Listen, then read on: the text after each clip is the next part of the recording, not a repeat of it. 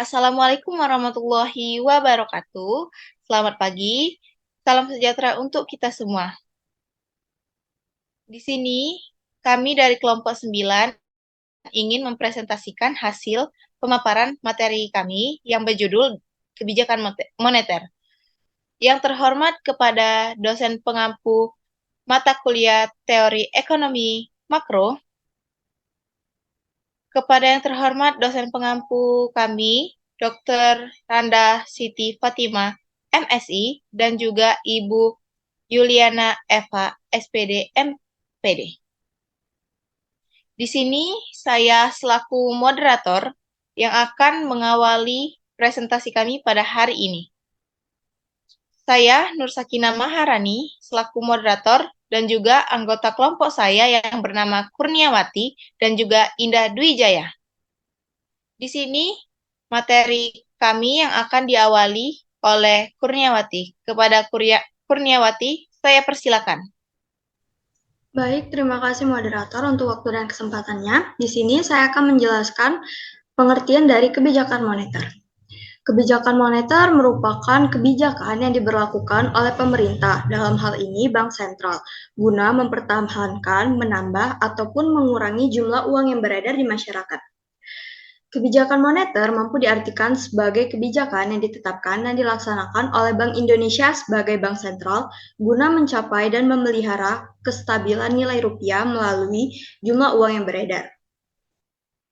Kebijakan moneter ini merupakan kebijakan dari otoritas moneter atau kebijakan bank sentral dalam bentuk pengendalian besaran moneter.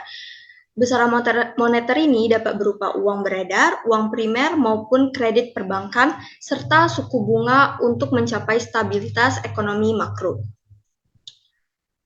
Di sini terdapat beberapa penjelasan definisi dari ahli yang telah saya sebutkan tadi.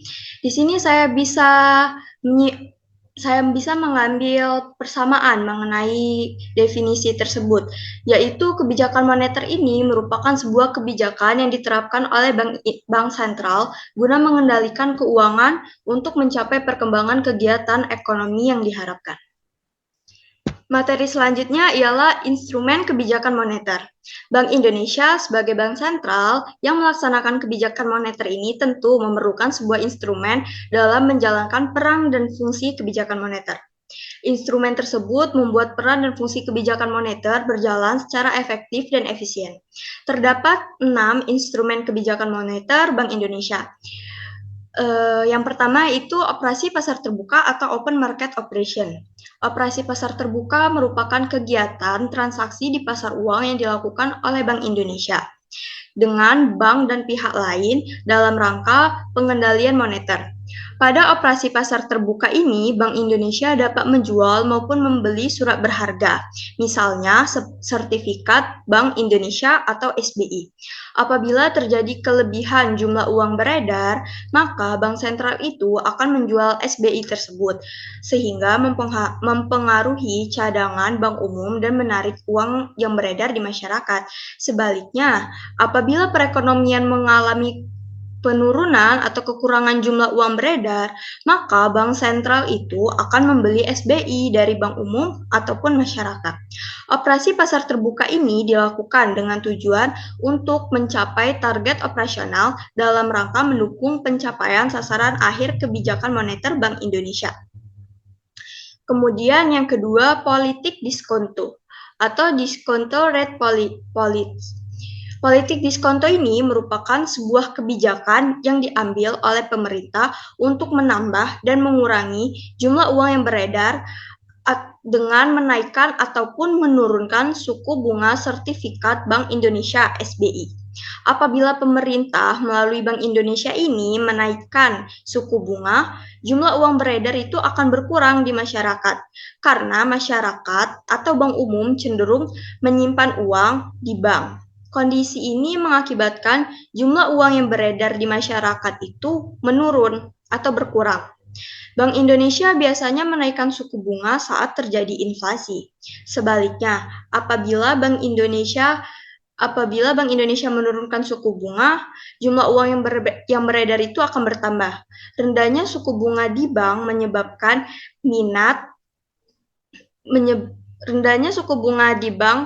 menyebabkan minat masyarakat untuk menabung itu menurun. Suku bunga yang turun dapat mampu berdampak positif bagi sektor swasta untuk berinvestasi dan mengembangkan usaha. Kemudian yang ketiga, politik cadangan kas atau cash ratio. Politik cadangan kas ini merupakan sebuah kebijakan dari Bank Indonesia juga untuk menambah ataupun mengurangi jumlah uang yang beredar dengan cara menaikkan ataupun menurunkan cadangan minimum bank umum. Kebijakan tersebut harus dipenuhi bank umum dalam mengedarkan atau memberikan kredit kepada masyarakat. Apabila bank sentral ini menaikkan cadangan kas, berarti bank sentral ingin mengurangi jumlah uang yang beredar. Kondisi ini bisa terjadi karena dengan naiknya cadangan kas itu mengindikasikan bank umum harus lebih banyak menahan uang tunai untuk tidak disalurkan dalam bentuk kredit. Kebijakan ini dilakukan saat mengalami gejala inflasi. Yang keempat, kebijakan kredit selektif. Kebijakan kredit selektif adalah kebijakan yang mengurangi jumlah uang beredar dalam masyarakat dengan cara menentukan syarat yang ketat untuk memperoleh pinjaman kredit ini. Kredit selektif dilakukan dengan cara menentukan syarat-syarat kredit yang ketat. Dengan adanya kebijakan kredit selektif ini, Bank Indonesia dapat mengontrol jumlah uang yang beredar di dalam masyarakat. Adapun syarat yang harus ditetapkan Bank Indonesia untuk memberlakukan kebijakan kredit selektif itu yang pertama karakter, berkaitan dengan sifat dan kepribadian calon peminjam atau debitur. Yang kedua jaminan, berkaitan dengan jaminan yang dimiliki oleh calon peminjam itu. Yang ketiga modal. Modal ini terkait kemampuan calon peminjam untuk menghasilkan modal sendiri dalam menjalankan kegiatan usahanya. Yang keempat, kapasitas. Kapasitas ini terkait dengan kemampuan peminjam dalam mengembalikan pinjaman. Apakah peminjam itu mampu mengembalikan dana yang dipinjam dari bank. Kemudian yang terakhir, kondisi ekonomi. Kondisi ekonomi ini terkait dengan kondisi perekonomian yang sedang terjadi dalam suatu masyarakat atau suatu negara. Yang kelima, imbauan moral. Imbauan moral ini adalah cara yang ditempuh oleh Bank Indonesia selaku pemangku kebijakan moneter untuk mengendalikan jumlah uang yang beredar di masyarakat dengan menghimbau lembaga perbankan dan masyarakat. Imbauan moral dilakukan Bank Sentral melalui media massa, pengumuman maupun pidato untuk mempengaruhi lembaga moneter dan individu masyarakat. Imbauan ini bertujuan agar lembaga perbankan dan masyarakat itu memahami situasi perekonomian yang terjadi dan bekerja sama untuk mendukung kebijakan pemerintah. Misalnya, melalui Gubernur Bank Indonesia mengimbau agar lembaga perbankan itu berhati-hati atau selektif dalam memberikan kredit kepada perusahaan maupun individual. Yang terakhir itu kebijakan devaluasi dan revaluasi. Devaluasi merupakan sebuah kebijakan menurunkan kurs mata uang rupiah terhadap mata uang asing guna memperbaiki neraca pembayaran. Adanya kebijakan devaluasi ini diharapkan pemerintah agar harga-harga barang ekspor itu menjadi relatif lebih murah di luar negeri, sehingga nilai ekspor meningkat. Sementara itu, harga barang di luar negeri dalam mata uang rupiah menjadi lebih mahal, sehingga dapat mengurangi impor yang dilakukan oleh Indonesia. Kemudian revaluasi. Revaluasi ini adalah kebijakan dengan menaikkan kurs mata uang rupiah terhadap mata uang asing. Revaluasi dilakukan jika sewaktu-waktu nilai kurs itu dianggap terlalu rendah. Kebijakan ini diambil saat pemerintah ingin mendorong tingkat impor dan menurunkan tingkat ekspor. Dengan diterapkannya kebijakan revaluasi, nilai produk dalam negeri menjadi lebih mahal daripada produk di luar negeri, sehingga nilai impor itu mampu meningkat. Peningkatan impor bisa mengakibatkan peningkatan permintaan terhadap mata uang asing sehingga menurunkan devisa mata uang asing di dalam negeri. Materi selanjutnya akan dijelaskan oleh Indah.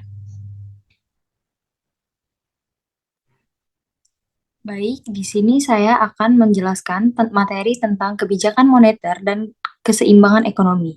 Jadi, kebijakan moneter itu umumnya lebih rumit diberlakukan di negara berkembang dibandingkan negara maju. Adapun beberapa faktor lain yang menyebabkannya, yakni yang pertama, dalam penciptaan penawaran uang yang agar pertambahannya selalu selaras dengan jalannya pembangunan, hal ini memerlukan disiplin kuat dalam pemegang otoritas moneter dan juga pihak pemerintah. Kekurangan modal dan terbatasnya pendapatan pemerintah seringkali menimbulkan dorongan yang sangat kuat bagi pemerintah untuk melakukan peminjaman yang tinggi dari bank sentral. Dalam hal ini, laju pertambahan jumlah uang tunai akan menjadi lebih cepat. Yang kedua, itu bank sentral di negara berkembang harus lebih teliti dan berhati-hati mengawasi perkembangan penerimaan valuta asing dan mengawasi kegiatan dalam sektor ekspor dan impor. Sektor ini sangat berpengaruh terhadap angka inflasi suatu negara, karena harga barang ekspor itu tidak stabil. Penerimaan ekspor juga mengalami perubahan yang tidak teratur.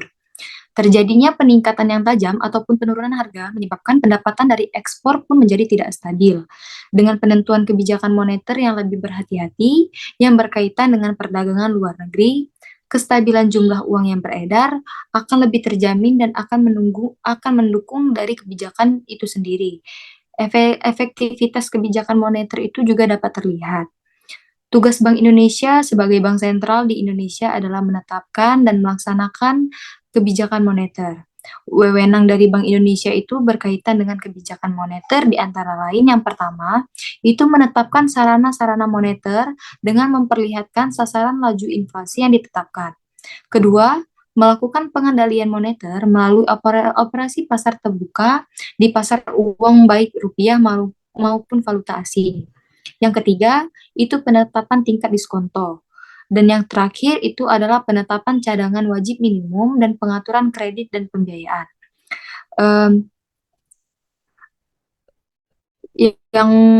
Baiklah, yang pertama itu kan melalui tingkat suku bunga. Jadi contohnya itu kebijakan moneter yang diambil oleh Bank Indonesia adalah melakukan pelonggaran pada rasio loan to value atau LVT untuk mendorong pertumbuhan kredit di sektor properti. Bank Indonesia juga melanjutkan pelonggaran kriteria non-performance loan atau NPL tertentu. Ketentuan uang muka kredit kendaraan bermotor.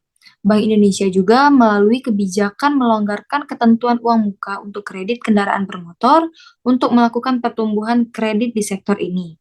Yang kedua itu ada melalui surat berharga negara. Kebijakan moneter yang dilakukan oleh Bank Indonesia salah satunya adalah pembelian dan penjualan surat berharga negara. Penjualan SBN ini dilakukan untuk bertujuan mengurangi likuiditas dan permintaan kredit sehingga mampu menekan inflasi dan demikian juga sebaliknya. Pembelian SBN yang dilakukan oleh Bank Indonesia pada Oktober 2022 sebanyak 138,8 triliun. Kebijakan ini juga sejalan dengan program pemulihan ekonomi nasional serta pembiayaan penanganan kesehatan dan kemanusiaan dalam rangka penanganan dampak pandemi COVID-19.